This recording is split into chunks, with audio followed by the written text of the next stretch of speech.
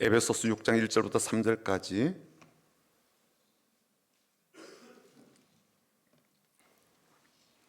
우리 같이 읽어보겠습니다. 자녀들아, 주 안에서 너희 부모에게 순종하라. 이것이 옳으니라. 내 아버지와 어머니를 공경하라. 이것은 약속이 있는 첫 계명이니 이로써 내가 잘 되고 땅에서 장수하리라. 아멘. 부모님이 어떠하건 그래도 부모님이 계신 것이 참 좋다, 귀한 선물이다라는 생각이 듭니다. 왜냐하면 부모님이 계시니까 그래도 명절에 가족들이 모이고 생신 때 한 번 더 얼굴을 볼 수가 있어서 그렇습니다. 부모님 계시지 않으니까 모일 이유가 점점 사라지게 되더라고요. 저는 예배도 같은 맥락이 아닐까 싶습니다. 하나님 아버지께서 계셔서 그래 이 자리에 올 수가 있고 믿음 안에 산 가족 된 우리들이 서로 마주보고 인사하고 격려하고 행복한 웃음들을 보여줄 수가 있지 않나 그런 생각이 듭니다. 오늘 같이 서로 바라보시고 또 얼굴을 바라보시면서 우리가 마음을 담아 이렇게 인사하면 좋겠는데요. 주님의 이름으로 축복합니다. 그렇게 인사해 볼까요? 주님의 이름으로 축복합니다. 주님의 이름으로 축복합니다. 주님의 이름으로 축복합니다. 한 번 더 인사하겠습니다. 주님 마음으로 사랑합니다. 주님 마음으로 사랑합니다. 사랑합니다. 이 한 주간도 5월에도 가정과 삶 가운데 복됨과 감사가 넘치는 그런 날들 되길 축복합니다. 5월이 가정의 달이니까 가정에 대해서 참 많이 생각을 하게 되고요. 또 가족에 대해서도 우리가 많은 생각을 하게 됩니다. 우리에게 가족이라는 어떤 의미를 가질까요? 더불어서 부모와 자녀 간의 관계는 어떤 의미를 갖고 있을까요? 아버지와 아들이 만나게 되는 영상이 준비가 되는데 잠깐 보도록 하겠습니다. 말씀을 조금 크게 해주세요.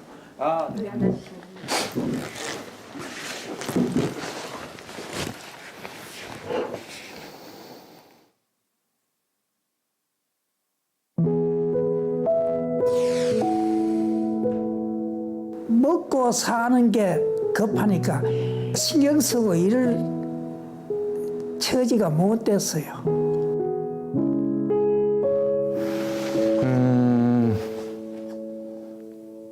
그 좋은 추억은 딱히 떠오르는 게 없어요.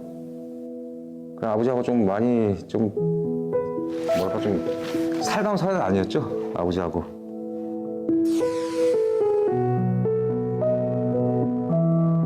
능력이 부족하니까 공부도 많이 못 시켰고 끝까지 못 시켰으니까 그건 항상 마음이 아프죠. 한 5년 전인가 평생 나한테 생일 케이크 한 번 못 해줬다고 생일 한 번 해주고 싶다고 오셨더라고요.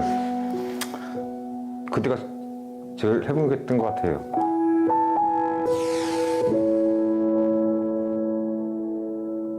속으로는 사랑하지만 한 번도 사랑한다 소리를 해보지 못했어요. 한 번도 없습니다. 나중에 진짜 뭐 기회 되면 아버지한테 사랑한다고 한번 말하고 싶어요. 네, 어떠세요?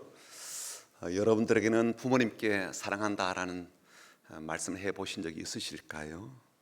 또 자녀에게 그런 말을 해보셨습니까? 어떠세요?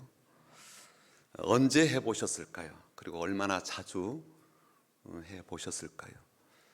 뒤어진 영상이 또 있거든요. 좀 보실까요? 동춘아, 동춘아, 아버지가 너를 공부를 끝까지 시키지 못해서 미안하다. 용서해라. 내가 능력이 된다면 너에게 집이라도 한 채 사주고 싶은데 그것을 못하니까 아버지가 마음이 아프다. 동춘아 사랑한대.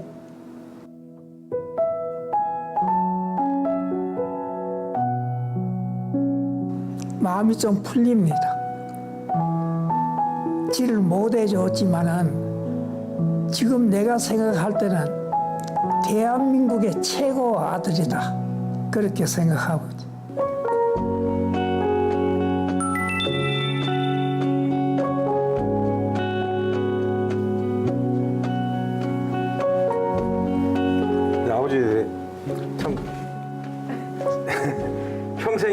아, 딱 두 번째 손 잡는 건데 아버지하고. 아버지 고생 많으셨고. 사랑한다. 사랑한다. 사랑합니다 아버지. 건강하세요 아버지. 그래. 예. 아버지 사랑합니다. 그래. 고맙다.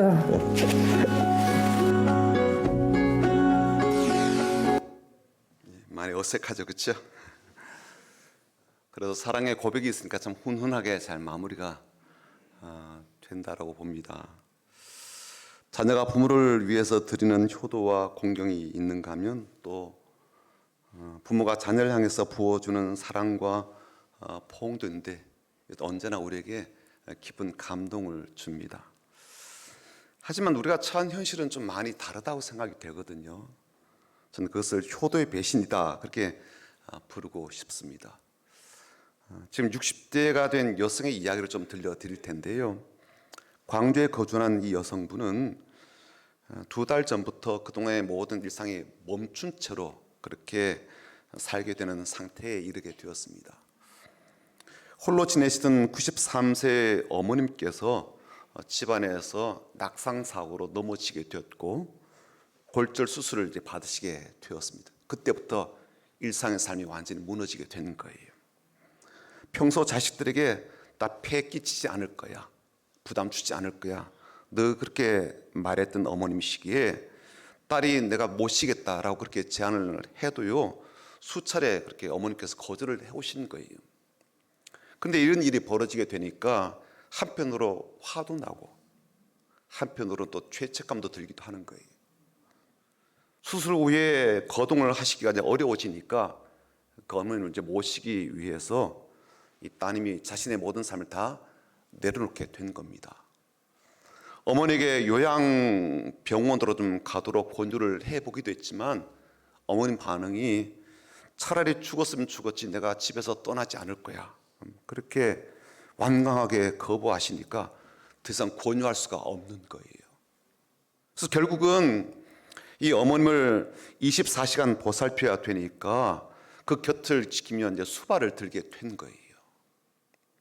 문제는 그 이후에 이 딸의 일상이 다 무너지게 된 겁니다.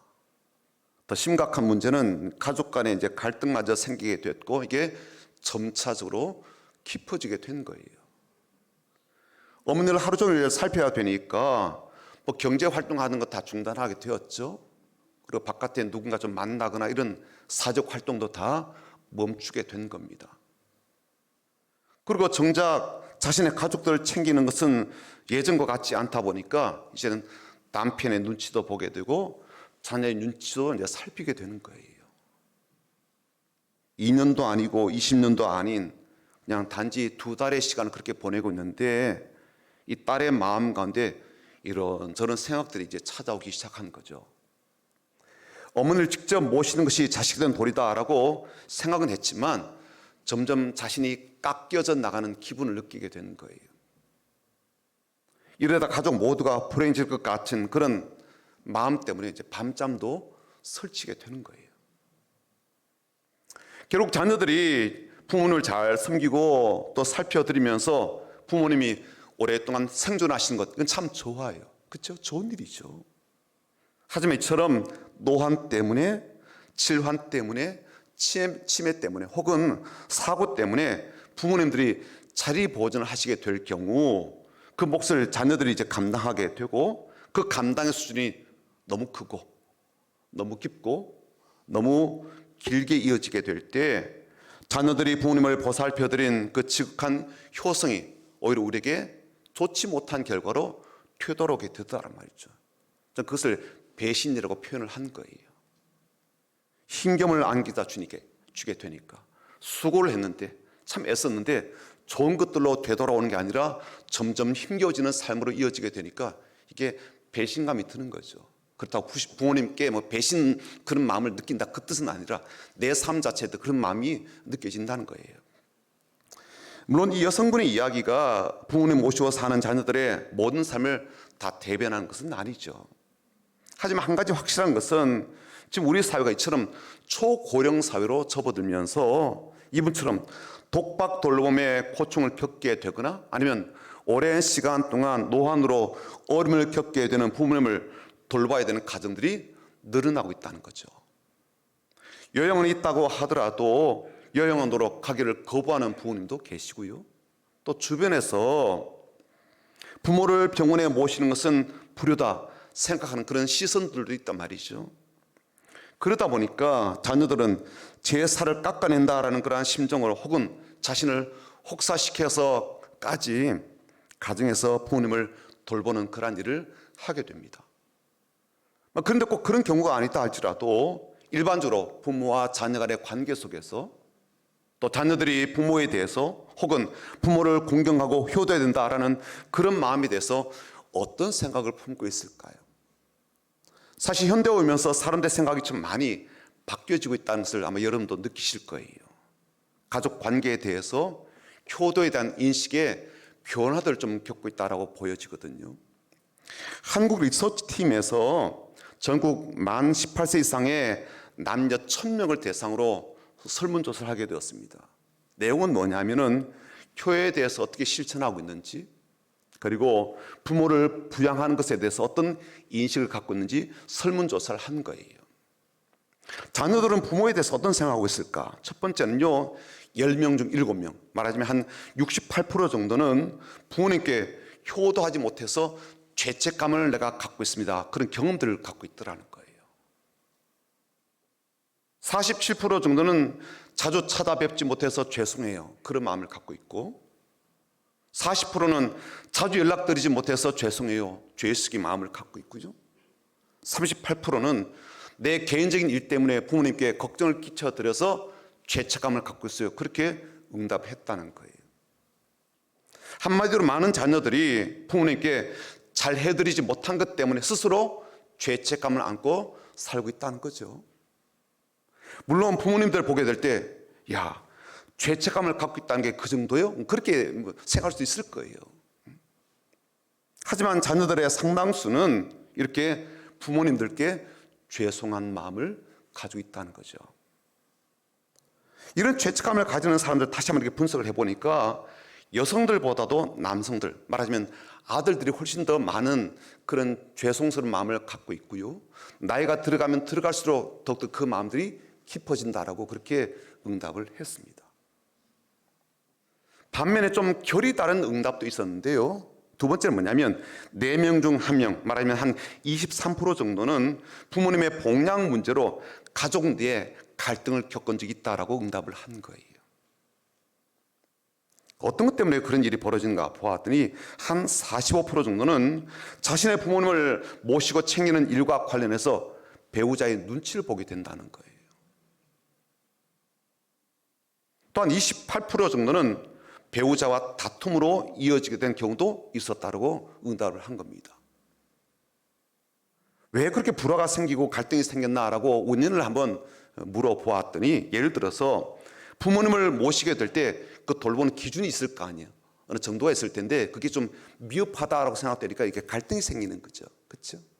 나는 이렇게 생각했는데 사위라고 하는 사람이 며느리라고 하는 사람이 저밖에 안 돼? 그래서 갈등이 생기는 거죠. 자녀들 간에 부모님 때문에 경제적 지원을 해야 되는데 이 정도에 대해서 서로 간에 또 갈등이 생기더라는 거예요. 얼마를 드릴 거냐 이것 때문에. 또 서로 모시지 않으려고 하는 것 때문에 한 15% 정도 갈등이 생기고 다툼이 발생을 하게 되더라는 거예요. 그러니까 현실적으로 부모님을 모시게 될 때 가족 안에서 갈등이 생기거나 혹은 다툼이 발생하게 되는데 그 비율이 한 23% 된다고 해요.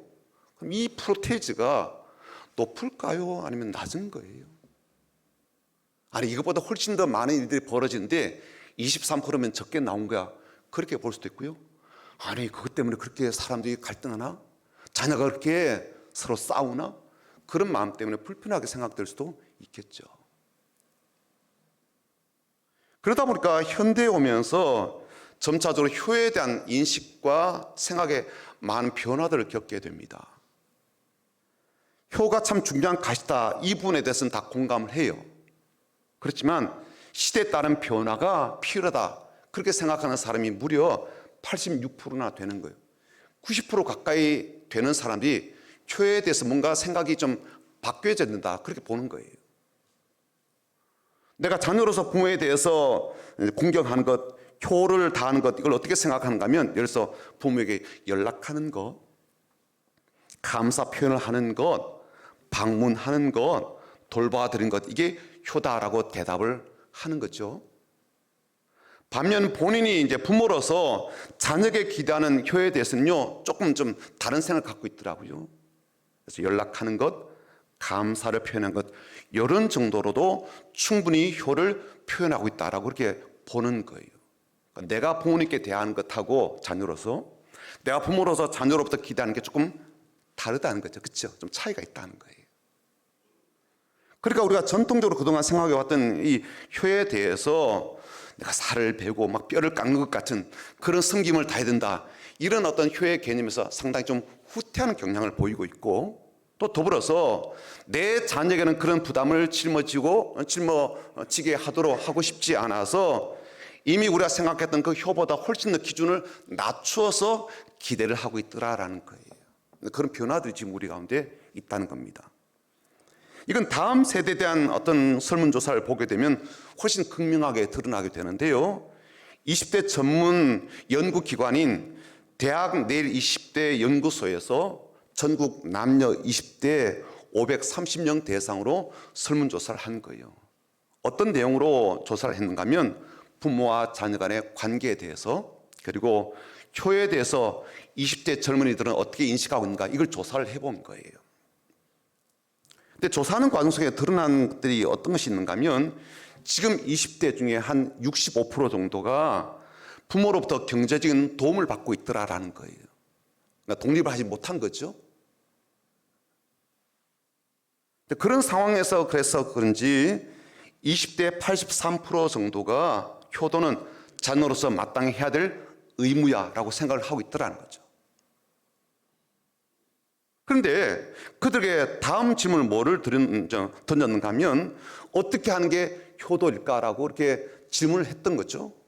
그랬더니 그 중에 63%가 어떻게 대답했는가 하면 내 삶을 잘 사는 게 효도다, 그렇게 대답을 했다는 거예요. 그러니까 효도의 무게가 상당히 좀 가벼워진 느낌이 들잖아요. 그렇죠? 부모님께 뭔가 잘 해드려야 되지라고 생각하는 게 아니라 내가 잘 사는 게 부모에게 효도하는 거야, 내 삶을 돌보는 게 효도하는 거야, 이렇게 생각이 좀 바뀌어져 있더라는 거죠. 그러니까 이런 이야기를 듣게 되면 부모로서 아니 그게 무슨 효도냐, 지 한 몸 잘 챙기는 게 효도라고 생각하는 그놈을 내가 언제까지 계속 끼고 살아야 되나, 이런 마음이 든단 말이죠. 그렇죠? 답답한 마음이 들 수도 있고요. 자, 부모들은 그러면 어떤 마음을 품고 있을까? 고향이 충주 쪽이신 장로님이 계셨고요. 그 부인은 이제 권사님이셨는데 그 두 분 슬하에 아들을 두게 되었어요. 그리고 아들이 장성하여서 목사가 되었습니다. 장로님 아버님이 83세에 하나님의 부르심을 받게 되었고 얼마 있지 않아서 어머님도 하나님의 부르심을 받게 되었어요. 그런데 이 장로님도 권사님도 대단한 유산을 아들에게 물려주지는 못했습니다. 다만 교회를 잘 섬기고 열심을 다해서 주를 그렇게 섬겼던 신앙적 삶의 흔적을 유산으로 남겨주게 되었어요. 그리고 그분들이 남겨준 것 중에 하나가 늘 보시던 성경책이었습니다. 목사님은요, 두 분이 남겨주신 이 성경이 그나마 의미 있는 유품으로 생각이 되어서 갑옷처럼 잘 보관하고 그렇게 계셨죠. 아버님이 돌아가시고 나서 이제 다음 해가 돼 어버이날이 이제 찾아오게 되었습니다. 막상 어버이날이 되니까 아버님 생각도 많이 나고, 그래서 아버님 보셨던 남겨주셨던 성경책을 펼치게 된 거예요. 아버지가 남겨주신 성경책이 두 권이었는데 그 중에 한 권을 펼쳐 우연히 잠언서를 보게 되었는데, 잠언서를 보게 되니까 내 아들이라는 단어마다 밑줄을 그렇게 다 쳐두었더라는 거예요. 깜짝 놀라가지고 어머님 남겨줬던 성경도 펼쳐가지고 잠언서 부분을 열어보았더니 어머님도 똑같이 내 아들아라는 부분에 빨간색으로 동그라미를 그렇게 많이 쳐두었더라는 거죠.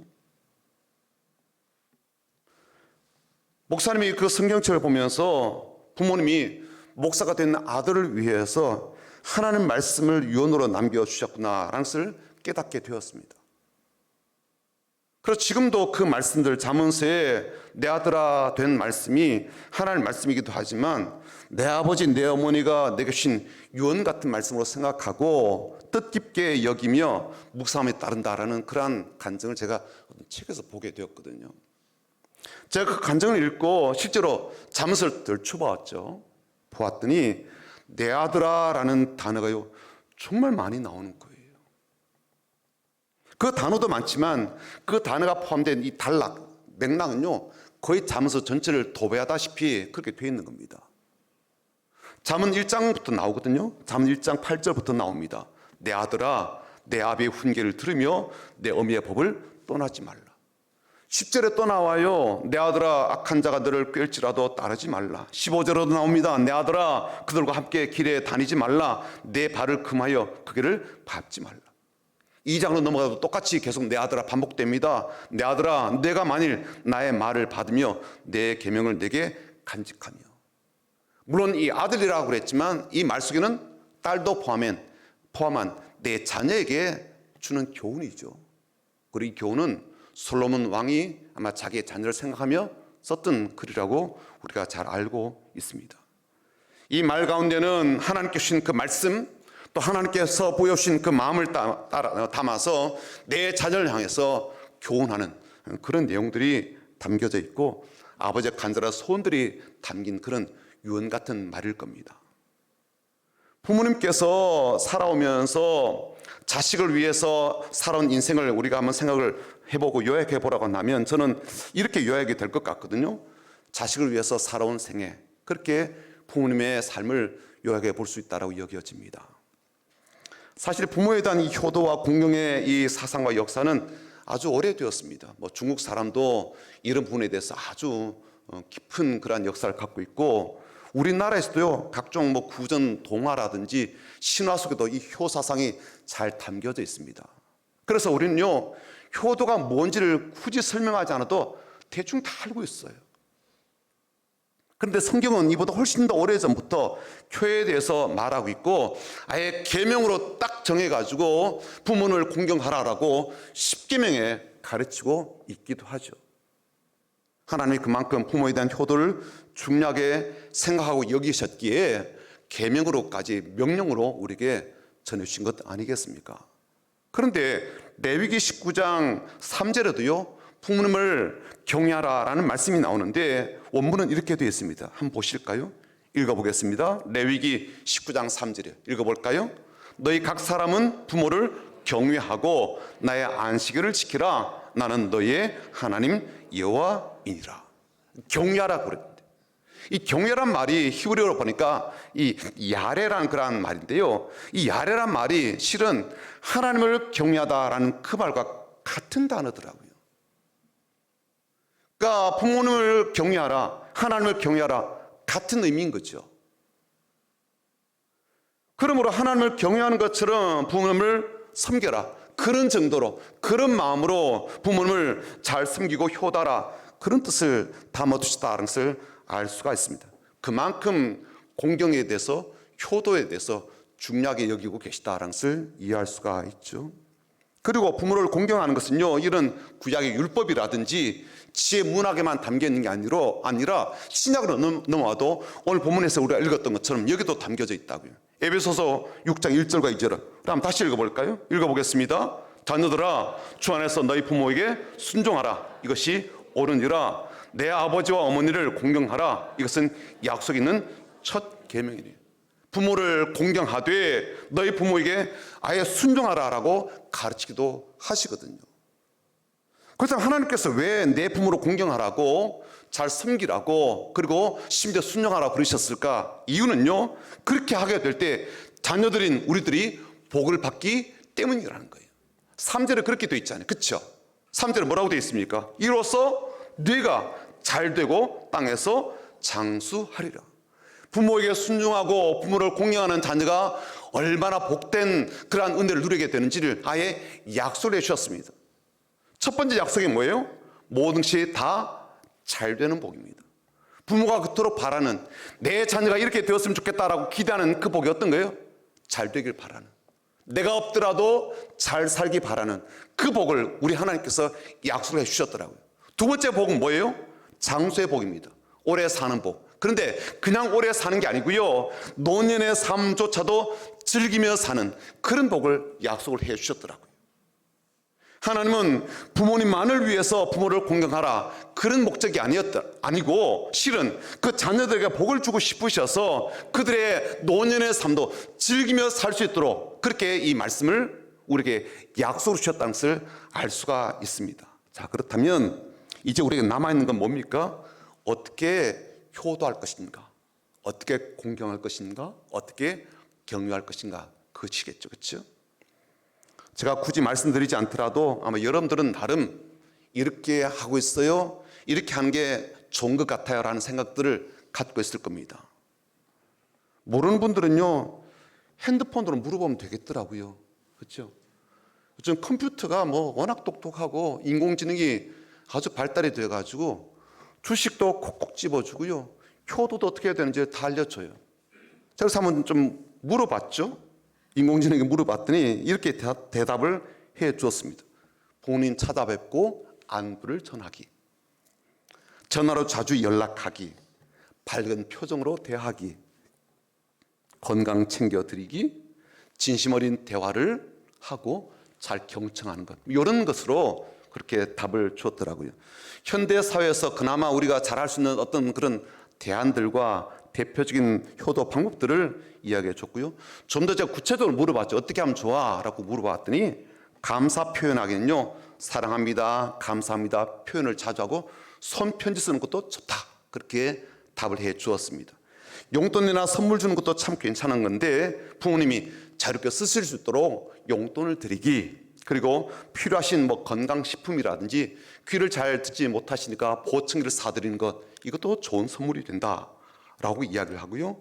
소극적으로는 부모님께 걱정 끼치지 않도록, 마음이 어려워지는 일이 없도록 그렇게 스스로 마음을 잘 살피고, 적극적으로는 부모님의 생각과 마음을 잘 들어드리고 의견을 존중해드리고 기억해 두었다가 부모님이 원하시는 것을 잘 해드리는 것, 이게 효도다, 방법이다라고 이야기를 해 주었습니다. 자, 그런데요, 이런 방법들도 우리가 충분히 알고 있다 할지라도 가장 기본적인 것, 효도의 본질이 뭘까라는 것을 꼭 우리가 한번 생각을 해 봤으면 좋겠습니다. 효도의 본질이 뭘까? 부모님을 공경하는 효도에 있어서 반드시 포함되어져야 될 그 본질적인 것은 뭘까? 김창우 씨가 뭐 강연으로 나선 그런 강연들이 많은데요, 한 강연에서 자신의 아버지 이야기를 하는 것을 제가 보게 되었습니다. 강연 일부분인데 한번 준비된 영상을 보도록 하죠. 제가 아버지한테 돈을 안 드렸거든요. 아버지한테 돈을 드렸더니 윷놀이로 사회에 환원을 하셨어요. 그리고는 이제 엄마하고 중학생 애들이 하는 욕을 서로 하시면서 다투시더라고. 뭐 이런 시베리아, 뭐 넌 개나리다, 뭐 이런, 겨울에 꽃 나오고 난리가 아니에요, 집안. 그래서 우리 아버지는 돈 드리면 안 된다, 안 드렸어요. 네.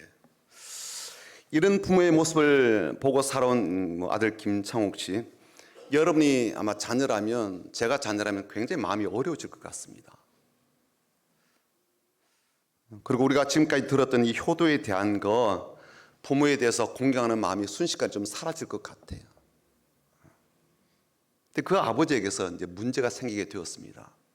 이어서 영상 좀 보도록 하죠. 어느 날 제주도에서 전화가 왔어요. 여보세요? 그랬더니 제주도의 어떤 치과래요. 강연 의뢰하십니까? 그랬더니 그게 아니고요, 아버지가 누구누구 씨 맞죠? 저희 아버지인데 왜 그러세요?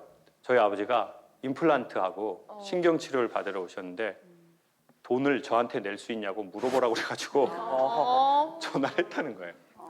제가 참, 아유 참, 자식이 6인데 n분의 1을 해야지. 내가 아버지랑 친하지도 않은데 얼마입니까? 그랬더니 임플란트를 수입 재료로 하시고 싶어 하신대요. 그리고 씌우는 건 금으로 씌우시고 싶어 하신대요. 돈이 꽤 많이 나왔는데 저보고 낼 거니에요. 아버지로부터 전화가 왔고요. 치과 치료비를 좀 내줬으면 좋겠다, 그렇게 이제 연락이 온 거죠. 여러분 같으면 어떻게 하시겠어요? 비용이 꽤 많이 나왔대요. 그 돈을 송금해 주시겠습니까? 아니면 나 몰라라 하시겠어요? 아니면 이야기했던 것처럼 우리 가족이 6명이니까 n분의 1로 나누어서 그렇게 대납을 해드리겠습니까? 김창욱 씨는 어떻게 했을 것 같아요? 한번 보죠. 예, 제가 할게요. 잘 부탁드립니다. 하고 전화를 딱 끊으려는데 그런데요, 할아버지가 전화 받고 달래요. 예? 저희 아버지 귀 안 들리는데? 아, 모르겠어요. 할아버지가 옆에서 계속 전화 받고 그러는데 어떻게 하실 거예요? 아버지하고 저하고 통화해 본 적이 한 번도 없잖아요. 귀가 안 들리시는데. 그래서 뭐야 이게, 바꿔주세요. 근데 정말 아버지가 전화를 받으시는 거예요. 전화를 받더니 저한테 이러는 거예요. 막둥이냐? 아버지다. 미안하다.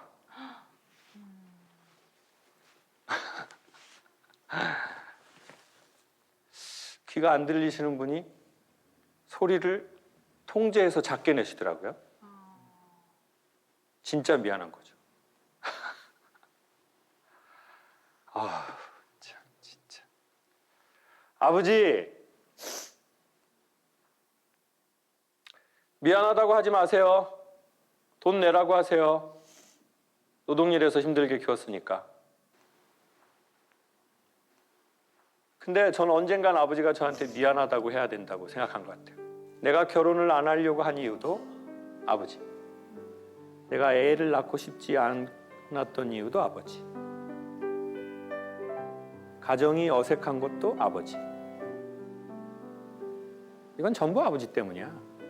그러니까 언젠간 아버지는 나한테, 자식들한테 미안하다고 하셔야 돼. 근데 그 아버지가 미안하다고 하는데 기분이 좋은 게 아니라, 아이고,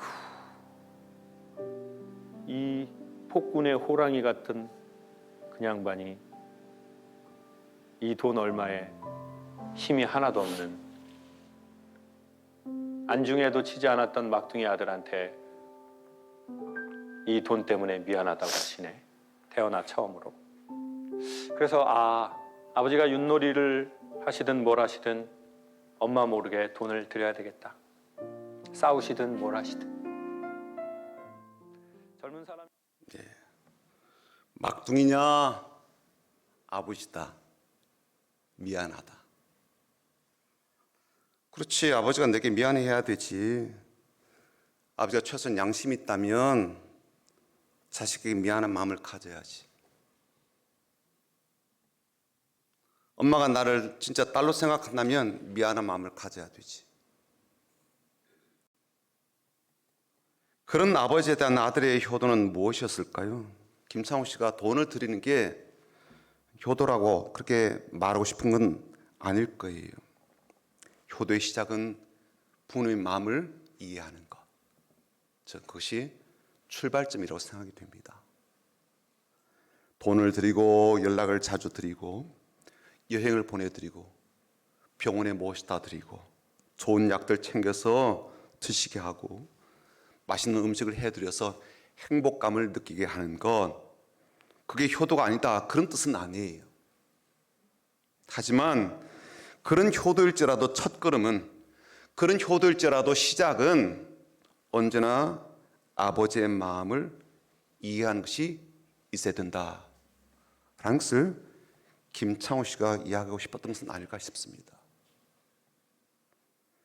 아버지가 그동안 속으로는 아들에게 미안해하는 마음을 가지고 있었구나, 아버지의 그 마음을 아는 게 효도 시작이죠. 딸은 나에게 마음을 표현하지 않아서 그렇지 정말 고마워하고 있구나, 그 어머니의 마음을 아는 게 어머니를 향한 공경의 시작이죠. 자녀로서 나만 부모님을 잘 섬기지 못한 것에 대한 죄책감을 갖고 살아온 것이 아니라 내 부모님도, 내 아버지요, 내 어머니도 자녀에게 죄책감과 미안한 마음을 갖고 살아오셨구나라고 이해하는 그 마음이 비로소 부모를 향한 공경의 출발점이 된다는 거죠. 부모님 마음에도 두려움이 있잖아요.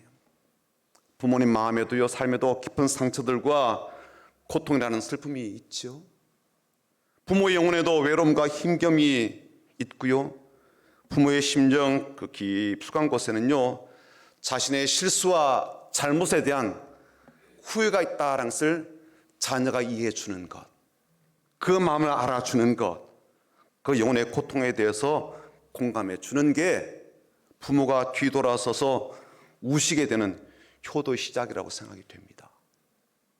사랑하는 여러분, 나도 이제 나이가 많아서 자식 있는 부모가 되어도 연세가 드신 부모님이 계시다면 그 부모님에게 사랑한다 그 말을 언제 해보셨습니까? 지금도 하고 계시나요?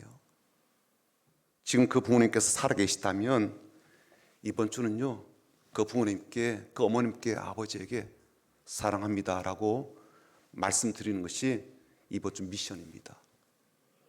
그동안도 많이 해오셨다면 이번 주도 하시고요, 그동안 못 해오셨다면 이번 주에라도 꼭 해보시기를 부탁을 드립니다.